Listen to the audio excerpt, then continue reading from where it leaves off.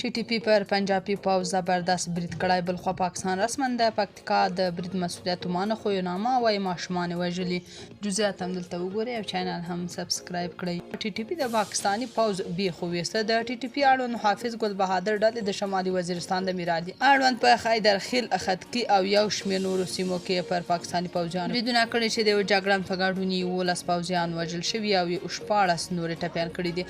په دغه برید کې د پاکستاني پوځیانو یو شمېر موټرې هم ویجاړې شوي دي. ویل کېږي چې د برید پر مهال پاکستاني پوځیانو د یو شمېر عامو خلکو په کورونو د هوان بریدونه کړي چې ځینې کسان یې ټپیان کړي دي.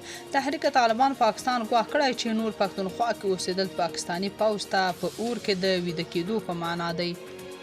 د افغانستان په پکتیکا ولایت کې د پاکستان د پوځ له هوایي برید 2 ورځې وروسته پاکستان په رسمي توګه ومنله چې دغه برید ځواکونو کړی دی. په دغه برید کې چې د طالبانو حکومت سخت غبرګون ښکاره کړی دی. پاکستان د پکتیکا په برمل ولسوالۍ کې ډیورن کرښې ته څیرمه د سې شنبې د ورځې هوایي برید رسما تایید کړ.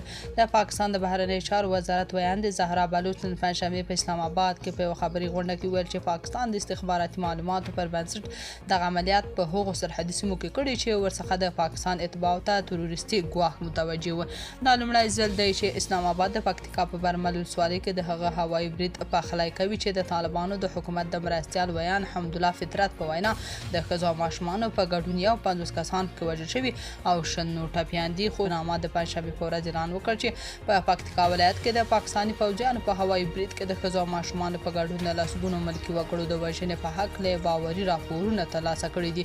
نامه د ایکس شبکې په پیغام کې لیکل نړیوال قوانین د پاکستان پوځ مکلفوي چې د عملیاتو پر مهال ملکي وګړو ته د زیان د مخنیوي لپاره اړین اقدامات وکړي. تاسو په دې اړه څه نظر لرئ؟ کمنټ کې شریک او چینل هم سبسکرایب کړئ.